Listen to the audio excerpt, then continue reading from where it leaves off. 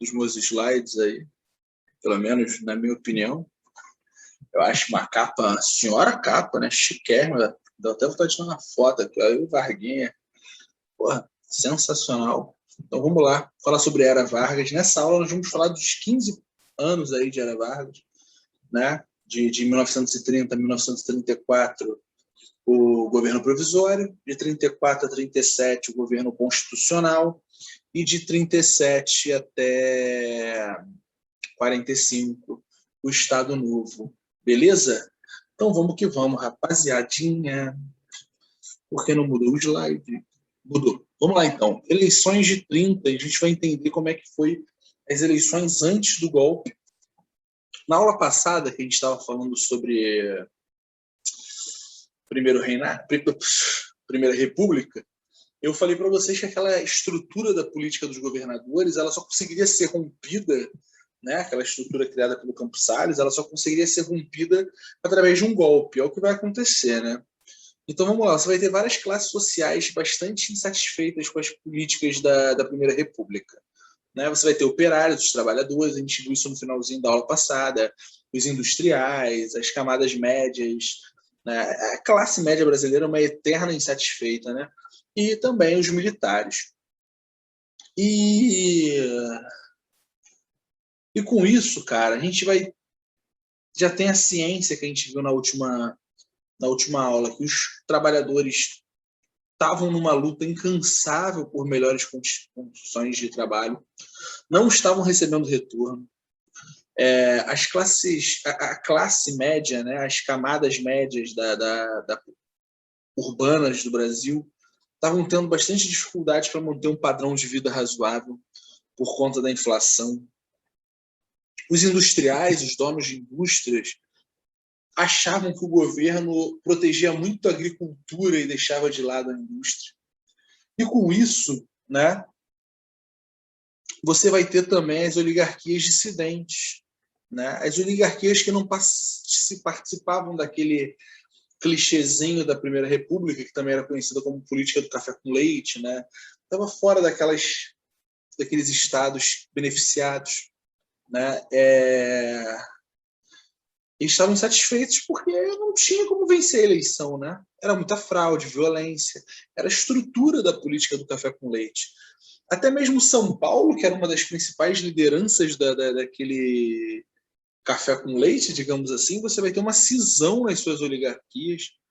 Vai surgir o PD, o Partido Democrático, que você vai ter um fazendeiro industrial, né? Ele era fazendeiro, mas também era dono de indústria, o Antônio Prado, como líder, né? E eles queriam a adoção do voto secreto. Uma das coisas que beneficiavam o voto de cabresto era o voto ser aberto, né? Então você não tinha como dizer não àquele cara que estava te ameaçando. E essa cena política toda vai esquentar mais ainda quando o Washington Luiz, que era paulista, indicou um outro paulista, o Júlio Prestes, para ser o candidato de situação. Rapaziada, Minas Gerais, que naquele momento estava sendo liderado por seu governador, Antônio Carlos, esperava ser o escolhido, porque dentro daquela lógica da política do café com leite, né, um paulista deveria indicar um mineiro, depois um mineiro indicar um paulista, e com isso os mineiros vão ficar muito insatisfeitos, porque vão se sentir traídos, e aí eles vão se aliar aos políticos da dissidência, Rio Grande do Sul, Paraíba, e aí vai se formar a Aliança Liberal. A Aliança Liberal, que tinha como os principais estados, então, Minas Gerais, Rio Grande do Sul e Paraíba, vai ter o Getúlio Vargas, um gaúcho, para presidente, e o paraibano João Pessoa para vice-presidência. Vargas ele vai tentar unir o bonde dos insatisfeitos, né? Vai tentar unir todos aqueles que estavam insatisfeitos com as oligarquias que vinham comandando o país. Ele defendia o voto secreto, o incentivo à indústria nacional, a solução para as antigas reivindicações dos operários, né? A anistia irrestrita né, onde ele tentava trazer os tenentes que protestaram contra que se manifestaram contra a Primeira República. Enfim, era um programa político em que Vargas atraía multidões, né, nos seus comícios. E você vai ter ainda algo que facilita também a oposição. Em plena campanha eleitoral, em 1929, você vai ter a quebra da Bolsa de Nova York, né? A crise de 29. Isso vai atingir o Brasil, pô. Os Estados Unidos era o principal consumidor de café deste país, rapaziada. E com isso, os cafeicultores vão pedir loucamente para que o Washington Luiz os ajudassem, comprassem as sacas encalhadas. E o Washington Luiz vai falar assim, rapaziada, não dá, porque nós precisamos conter os gastos. E aí ele vai perder o apoio do setor cafeeiro, né? O que perder o apoio do setor cafeeiro significa? Aquela máquina de voto, que é o voto de cabresto feito pelos coronéis, vai ser acionada tanto pela oposição quanto pela situação. A situação vai ter, como de praxe, porém, Minas Gerais foi proposição, parte do café foi proposição, mas a vitória será da situação. Júlio Prestes vence e muitos ex-tenentes, né, muitos membros dessa aliança liberal vão começar a conspirar contra o governo. E nesse meio termo, João Pessoa foi assassinado na Paraíba. E aí o Vargas vai tirar proveito dessa comoção nacional. Vargas e seus aliados vão partir para o Rio de Janeiro dispostos a tomar o poder. Só que quando eles chegam aqui no Rio de Janeiro, já tinha sido deposto. Uma junta militar vai depor o Washington Luiz, vai evitar a posse de Júlio Prestes e vai entregar o poder a Getúlio Vargas. Esse é o golpe de 30, ou então também conhecido como Revolução de 30, onde representa a queda daquela oligarquia liderada por São Paulo e um novo momento para a República Brasileira, né? Não que não seja um governo oligárquico, o Getúlio Vargas era um membro da oligarquia, né? Mas vai ser a galera que antes não estava ali na liderança do processo. Bom, quando Vargas assume, ele vai tentar fortalecer o Estado brasileiro e centralizar na sua figura as decisões. Por quê? Porque nesse primeiro momento ele quer enfraquecer as oligarquias estaduais. Então ele vai demitir uma série de governadores, vai nomear interventores em diversos estados. E olha que louco, São Paulo vai ser governada por um pernambucano, o João Alberto. E essa nomeação de um interventor não paulista vai desagradar muito as elites paulistas, né? Então, você vai ter o PRP, que tinha perdido a eleição de 30, então já estava insatisfeito, e o PD, que embora tivesse apoiado Vargas, não conseguiu muito espaço no governo, né? E aí as lideranças desses partidos, então, nessa situação, vão se unir e vão formar a Frente Única Paulista. O que eles queriam? Uma nova Constituição. Vargas estava governando sem Constituição, deu um golpe, beleza, né? Então, pô, amigo, você vai fazer uma Constituição e que nomeie um paulista para o governo de São Paulo. Então, Vargas vai se sentir pressionado e vai tentar atender de forma parcial os desejos. E vai nomear um civil paulista, o Pedro de Toledo.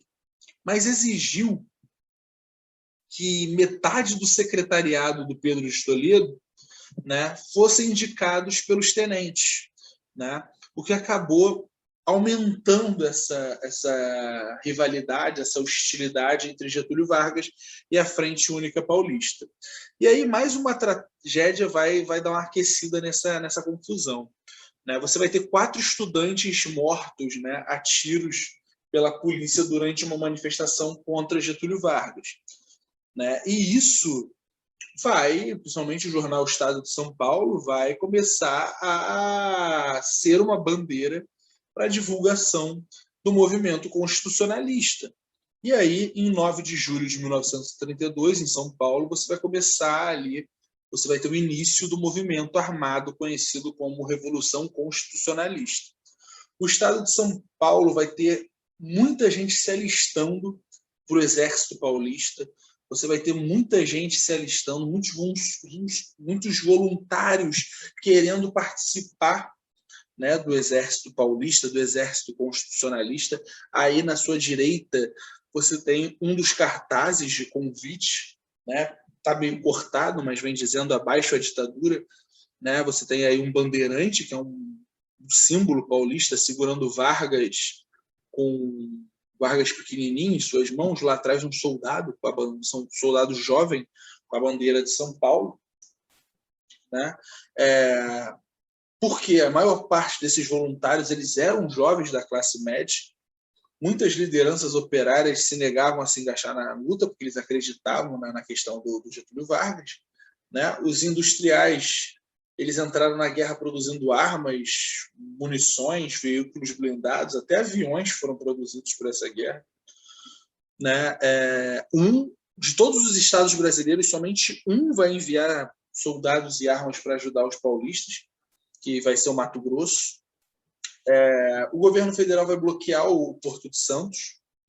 Né? Com isso, os paulistas eles ficam isolados, enfrentando o exército brasileiro, que é um adversário muito maior.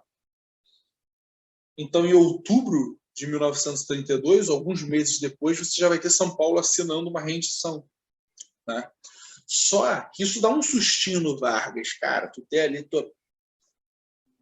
estado importante para você, principalmente econômico, se rebelando é perigoso. Então, Vargas, mesmo vitorioso, ele vai tentar um entendimento, ele vai então nomear um paulista, o Armando de Salles Oliveira, como interventor de São Paulo, vai acelerar o processo de constitucionalização do país, vai aprovar o Código Eleitoral de 1932. Entre as grandes conquistas do Código Eleitoral de 1932, você vai ter o voto, o direito de voto às mulheres. Você vai ter a primeira deputada eleita brasileira, que é uma médica paulista, Carlota Pereira de Queiroz, que vai ser eleita para a Assembleia Constituinte de 1933. Então, você vai ter, a partir dessa Assembleia Constituinte de 1933, a formação da Constituição Federal Brasileira de 1934. Então, você vai ter aí essa Constituição sendo promulgada. Como eu já expliquei para vocês, promulgada é quando há um debate, né, quando é feito de forma dentro dos padrões que nós consideramos democráticos para a formação de uma Constituição. Se ela fosse de uma forma ditatorial, como nós falaremos em breve, seria outorgada, né, sempre tem essa diferença. Então, ela vai ser promulgada no dia 16 de julho de 1934. É uma Constituição parecida com a de 1891, com a anterior. Você vai ter ali o Brasil como uma república federativa, você vai ter a separação e as autonomias dos poderes, executivo, legislativo e judiciário, eleições diretas, mas tem algumas inovações, e essas inovações nós temos que trabalhar.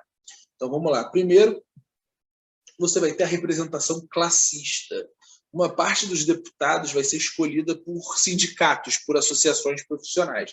Então, é o voto que interessa muito aos trabalhadores, já conquistando os trabalhadores. O voto secreto é fundamental para acabar com aquela ideia do voto de cabresto. O voto feminino, uma conquista. E a justiça eleitoral, com o objetivo de tornar as eleições mais limpas. Esse é o objetivo prático de uma justiça eleitoral. Você vai ter também a pluralidade e a autonomia dos sindicatos, pelo menos nesse primeiro momento. Você vai ter uma legislação trabalhista, ainda não é a CLT, né? Mas já tem aí um passo importante. Então, você vai ter a jornada de trabalho de 8 horas, que era uma luta ao longo das décadas de 10 e década de 20. Você vai ter o descanso semanal remunerado, indenização por dispensa sem justa causa, o trabalhador recebendo uma indenização, né, proteção ao trabalho do menor e da mulher. Então, você vai ter uma série de regras que dão uma proteção maior às mulheres, aos jovens. férias anuais remuneradas, estabilidades à gestante. Olha quantos direitos aí que as mulheres vão ganhando na Constituição de 34. Você vai ter esse ponto, é fundamental, nacionalização progressiva de minas, jazidas minerais e quedas d'água. Essa nacionalização progressiva dos recursos naturais foi fundamental, porque é no governo Vargas que vai se encontrar o petróleo aqui no Brasil, né? Então, essa lei é importante para a sustentação da campanha O Petróleo é Nosso, e lá na frente a formação da Petrobras, né? A criação, a construção da Petrobras. Ensino primário gratuito de frequência obrigatória, a primeira Constituição que tem uma preocupação com a educação aqui, né? E essa Constituição ela vai prever de uma forma excepcional, né? uma exceçãozinha, que a primeira eleição pós a sua promulgação seria indireta, né? E aí essa Assembleia Constituinte então faz uma eleição indireta, vota, e o Getúlio Vargas vai ser eleito, então, o primeiro presidente pós-Constituição de 34. Então, aí a gente já começa o governo constitucional de Getúlio Vargas. Vale a gente lembrar também que esse período vai ser marcado por uma polarização ideológica, né? E é importante falar sobre a polarização ideológica, porque nós estamos vivendo um período na história do Brasil de polarização ideológica também. Então, esses links de história comparada, eles são fundamentais quando a gente vai pensar na tua prova de vestibular, né? Um dos lados, né, dessa polarização ideológica no Brasil, nesse período que a gente está estudando, é o integralismo, né? É uma galera inspirada no fascismo, uma galera da extrema-direita, né? Então, o integralismo de inspirações fascistas é um movimento brasileiro anticomunista que defendia um nacionalismo extremado, né? O predomínio dos interesses do Estado sobre o indivíduo, né? O Estado acima de tudo, é uma frase fascista, o Estado acima de tudo. É uma frase muito fascista. Eram liderados pelo Plínio Salgado, é esse cara que está aí na sua foto à direita, no centro dela, um bigodinho bem peculiar, uma fardinha bem peculiar, né? O cara da direita está com uma cara de incorporado no demônio, né? Só um comentário, né? Não tinha reparado isso antes. Credo. Falei em Deus Pai Todo-Poderoso. Mas o cara do meio aí é esse Plínio Salgado. Eles vão fundar, então, a Ação Integralista Brasileira, AIB, uma organização política que tinha como lema Deus, Pátria e Família. Acredito que isso seja bem familiar para vocês.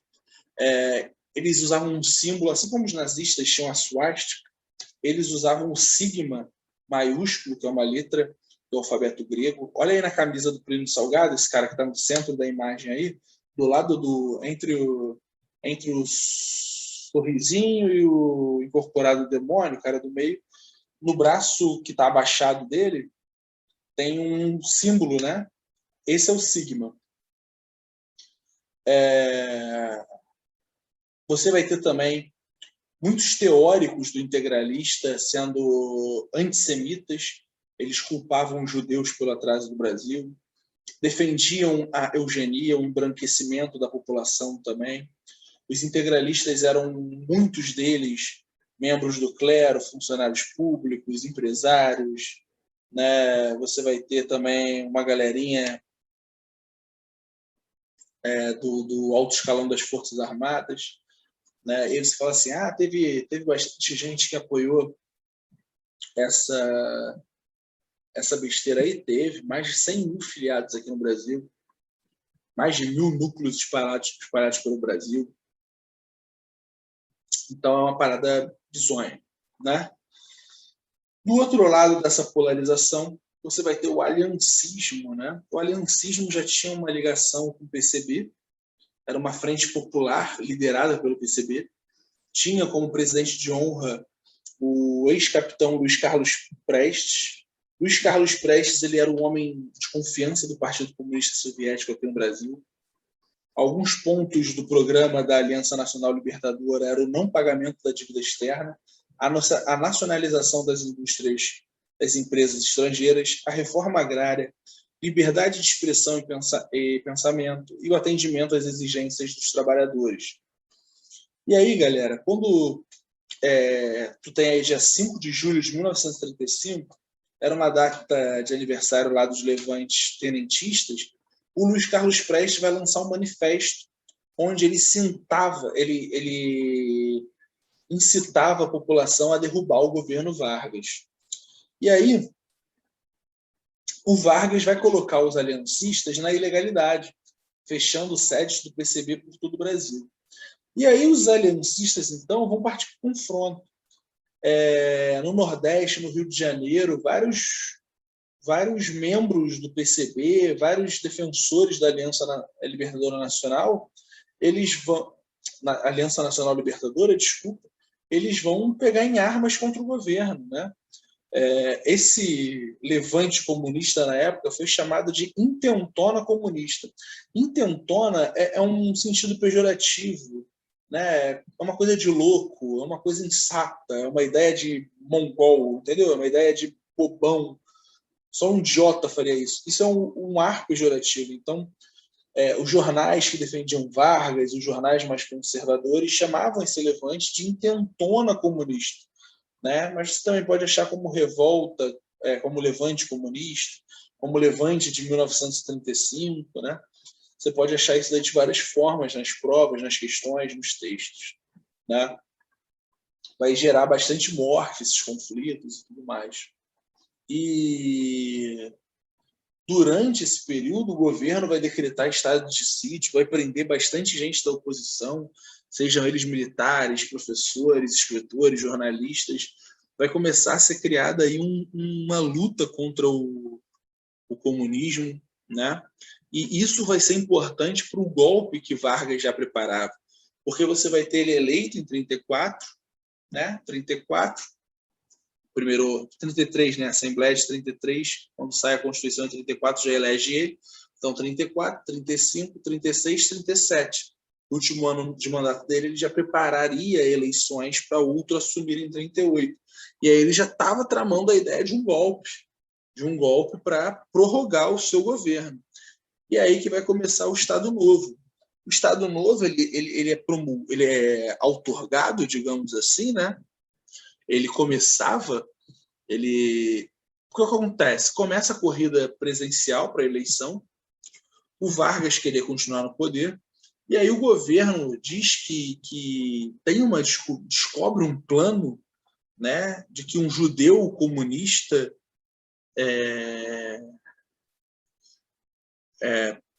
estava planejando uma nova revolta comunista onde previa massacres e incêndios da igreja, que eles visavam desrespeitar a honra e os sentimentos mais íntimos da mulher brasileira. Era o Plano Cohen. E aí depois, o próprio governo soltou que o plano era falso e que foi implantado por um oficial integralista de aspiração fascista, o Olímpio Mourão Filho. E aí, cara, Vargas surfou nessa onda, né? O Vargas vai falar, não dá para confiar nem do lado de lá e nem do lado de cá, a confiança sou eu. É perigoso a gente ter eleição, né? Então, no dia 10 de novembro de 1937, o Vargas vai outorgar uma Constituição, olha a palavrinha, outorgada de forma ditatorial, de forma autoritária, vai anunciar o golpe, onde ele vai ficar no poder, que é o Estado Novo. E aí, essa Constituição, que vai ter o jurista Francisco Campos ajudando na elaboração, dava o direito do presidente de baixar decretos-leis, nomear interventor para os estados, ordenar invasão de domicílio, prisão de pessoas, aposentar funcionário público. Rapaziada, o Estado Novo foi uma ditadura. Não tem como a gente negar, né? Então, as eleições presidenciais elas vão ser suspensas, greves proibidas, os sindicatos eles passam a ser controlados pelo governo, então aquela pluralidade sindical que eu falei para vocês na Constituição de 34, que eu falei por enquanto, né? Porque agora acabou, agora vai ter o controle estatal, né? E aí, cara, vamos falar um pouquinho sobre economia no governo Vargas, que a gente precisa entender algumas coisas também. Para que você entenda né? No primeiro governo Vargas, que são esses 15 anos, de 30 a 45, a indústria vai crescer 125%, enquanto o crescimento da agricultura foi de 20%. Não é ruim, a agricultura cresceu 20%, é um crescimento, mas a indústria cresceu pra caramba, né? Do lado externo, você vai ter uma crise de 29, depois uma Segunda Guerra Mundial, que vão estimular o Brasil a fabricar uma série de coisas que ele antes não fabricava. Os seus parceiros comerciais estavam na guerra, né? Estavam em crise, e por aí vai. Internamente, o Estado ele vai investir na questão industrial. Ele vai tentar suprir as necessidades do mercado brasileiro. E aí, o modelo adotado recebe o nome de industrialização por substituição de importações. O governo ele vai tomar uma série de medidas nesse sentido, né? Primeiro, a política de proteção tarifária, né? Vai diminuir as tarifas sobre as máquinas, sobre os equipamentos industriais, né? Para que as pessoas que quisessem montar indústrias no Brasil ou ampliar suas indústrias poderiam colocar maquinários de forma mais barata. E outra, aqueles produtos que chegavam ao Brasil e que eram parecidos com produtos produzidos aqui no Brasil, você teria aí as taxas elevadas, as tarifas elevadas. Isso é o que nós chamamos de protecionismo, né? Você vai aumentar os impostos em cima do produto que vem de fora, que o seu país faz parecido, né? Para poder proteger o produto nacional. Segundo, política de crédito. Você vai botar taxas de juros favoráveis às indústrias. Você vai incentivar o crescimento das indústrias. Empréstimos à indústria a juros zero. Né? Não, vamos emprestar aí, igual. O que eu te emprestar, você vai me pagar igual. Eu quero te ajudar. Abolição dos impostos interestaduais. O que acontece? Antes do Vargas assumir, você tinha impostos entre os estados. Então, quando um produto saía de um estado e ia para outro, ele ia aumentando o valor por causa desses impostos ao longo do transporte. Isso faz com que a circulação de matéria-prima fosse mais barata e mais fácil, menos burocrática, né? Fixação do salário mínimo em 1940. O salário mínimo, cara, a gente fala muito do salário mínimo como uma conquista dos trabalhadores, mas, na verdade, o salário mínimo ele representa a principal qualidade de Vargas na política. O salário mínimo ele representa a conciliação de classe. O salário mínimo ele amortece os conflitos entre empregados e empregador. Por quê? O trabalhador ele não vai aceitar mais receber qualquer coisa, porque ele vai ter um piso. Então ele vai chegar para o padrão dele e falar assim: rapaz, abaixo disso tu não pode me pagar. Temos um piso. Por outro lado, o trabalhador também perde um pouco daquele negócio de pedir aumento, porque o patrão vai falar assim: parceiro, eu já te pago o que está na lei. Então você vai acabar dando ali um agrado aos dois lados, né? Por um lado, você vai ter, ao longo do tempo, os empresários economizando, reduzindo o gasto de folha, né? Enfim, você vai beneficiar os dois lados. Você vai ter o Estado, aí, o governo de Getúlio, criando o Conselho Nacional de Petróleo. Como a gente já falou da questão da nacionalização dos recursos naturais, então todas as jazidas de petróleo vão ser consideradas pertencentes à União, ao governo. Né? O Vargas, mais à frente, vai aprovar o Código de Minas, onde vai proibir os estrangeiros de explorarem a riqueza do subsolo brasileiro. O Vargas ele vai criar empresas importantes em várias áreas, como siderurgia, a Siderúrgica Nacional, né, de Volta Redonda, a extração, a Companhia do Vale do Rio Doce. questão de geração de energia elétrica, hidrelétrica de São Francisco, e por aí vai. São construções nacionais, né? O Vargas era bastante nacionalista. Ele queria também, olha só, a gente falou do crescimento da agricultura em 20%. Ele vai defender o café e ele vai tentar manter a lucratividade do café. O Vargas ele vai queimar, ele vai jogar no mar quase 30 milhões de sacas de café encalhadas. Né? O governo ele vai regular a oferta do café, vai proteger o seu preço, vai garantir com isso a importação de máquinas, de equipamentos necessários para a indústria. Mas, por outro lado, que ele está protegendo o café nesse momento, ele vai começar também a criar mecanismos para se livrar da dependência do café. Então, ele vai incentivar a diversificação da agricultura. Ele vai criar uma série de organismos especializados para aperfeiçoar técnicas de cultivo, né, e alargar o mercado externo. Né? Então, ele vai criar lá um organismo para aperfeiçoar as técnicas de cultivo do mate, de não sei das quantas, e por aí vai.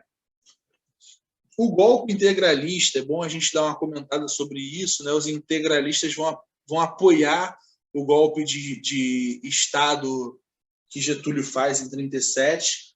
Eles apoiam o golpe de Estado de 1937 porque eles esperavam algum cargo, principalmente eles esperavam que o cargo de ministro da Educação fosse para o seu líder, que era o Plínio Salgado, aquele magricelo da foto há pouco tempo atrás.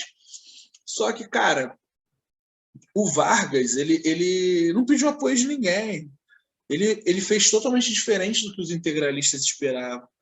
Né? Em dezembro do mesmo ano do golpe de 1937, ele vai decretar a extinção de todos os partidos políticos, inclusive dos integralistas. E outra, ele vai proibir os integralistas de portarem armas. Gente, essa galera de extrema-direita, eles gostam de arma, né? Hoje a gente pode querer arma, né? Ah, quero arma. Arma, achando que arma... Enfim. Então mexeu no egozinho dessa galera, né? E aí, cara, sem partido, sem cargo no governo, sem arminha, os integralistas eles vão tentar um golpe.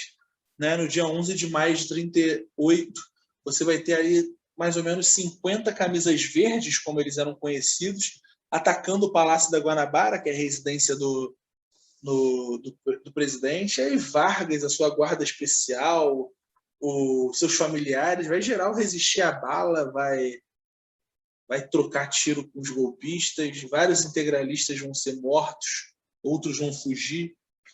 E aí o governo Vargas ele começa a perseguir bem mais os seus adversários políticos, né? Sejam eles integralistas, comunistas, liberais. Ele vai punir os seus adversários com prisões, com deportações. Por exemplo, o Plínio Salgado vai acabar se exilando lá para Portugal para fugir das prisões e por aí vai.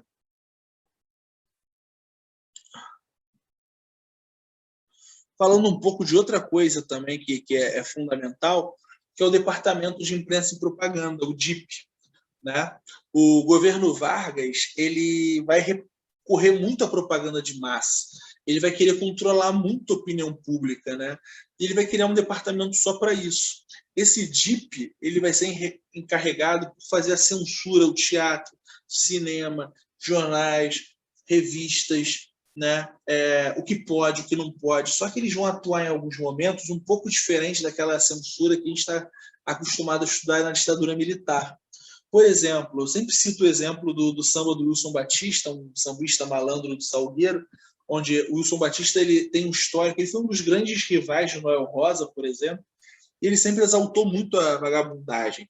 E aí ele fez um samba nessa época que se chamava O Bonde de São Januário, que era mais ou menos assim: quem trabalha não tem razão, eu digo e não tenho medo de errar. O bonde de São Januário leva mais um sócio otário, sou eu que não vou trabalhar. Exaltando a vagabundagem. Né? Vale lembrar que São Januário, São Cristóvão era um grande centro industrial, né? Muitos trabalhadores, era o grande centro de trabalho mesmo, de indústria do Rio de Janeiro. Você vai ter ali a construção de São Januário, que vai ser, naquele momento, o maior estádio, o estádio de São Januário, né? Vai ser o maior estádio da América Latina naquele momento, ainda não existia Maracanã, não existia nada. O Vargas fazia seus discursos para os trabalhadores no estádio de São Januário. Normalmente era ali que ele anunciava todo dia 1º de maio, ele anunciava um decreto, uma lei trabalhista nova. E aí, quando o Wilson Batista solta essa música, o que a DIP faz? A DIP chama o Wilson Batista e fala: Wilson, pô, tá dando não, mano. Essa tua música aí tá falando mal do Vargas. Não tem como tu mudar, não, que a gente faz me rir. Vai passar por uma censura. Só que ela vai chegar no talento. E aí, o que o Wilson Batista vai fazer? Vai mudar a letra da música. E aí começa a tocar nas rádios. Quem trabalha é quem tem razão. Eu digo e não tenho medo de errar. O bonde de São Januário leva mais um operário. Sou eu que vou trabalhar. Porra! O povo olhava e falava: rapaz, o Vargas é tão brabo, mas tão brabo, que até o vagabundo do Wilson Batista o Vargas está botando para trabalhar. E é assim que funcionava a DIP. A DIP ela era uma censura que estava vinculada a essa questão da propaganda da imagem de Vargas. Uma propaganda de massa. Né? E o rádio, obviamente, era muito utilizado. E aí tem algumas imagens, né, que mostram, né, do teu lado esquerdo tem uma imagem bem tradicional de ditaduras, né? Se você fizer uma pesquisa aí de ditaduras das mais diferentes ideologias, da esquerda à direita, você vai ver imagens assim bem parecidas com essa. Se você procurar, por exemplo, imagens da Revolução Cultural Chinesa de Mao Tse-tung, procurar diversas imagens, você vai ver imagens bem parecidas com isso. Na imagem do centro, você tem Getúlio Vargas desfilando em São Januário. Do lado direito, você vai ter aí o desfile de trabalhadores em São Januário, exaltando a imagem de Getúlio Vargas.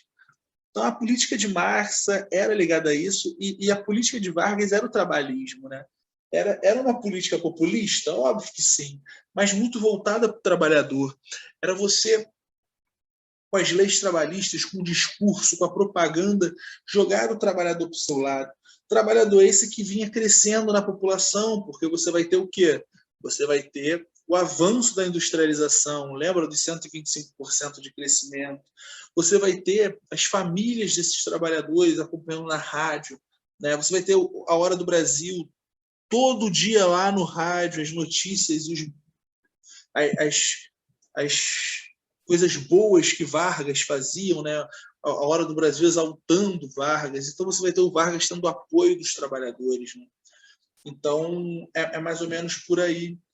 A consolidação das leis trabalhistas, uma série de questões que trazem para o Vargas esse apoio dos trabalhadores, a classe média brasileira apoiando Getúlio Vargas nesse momento. Beleza? Bom, foi bom para mim. Espero que tenha sido bom para vocês aí alguns debates.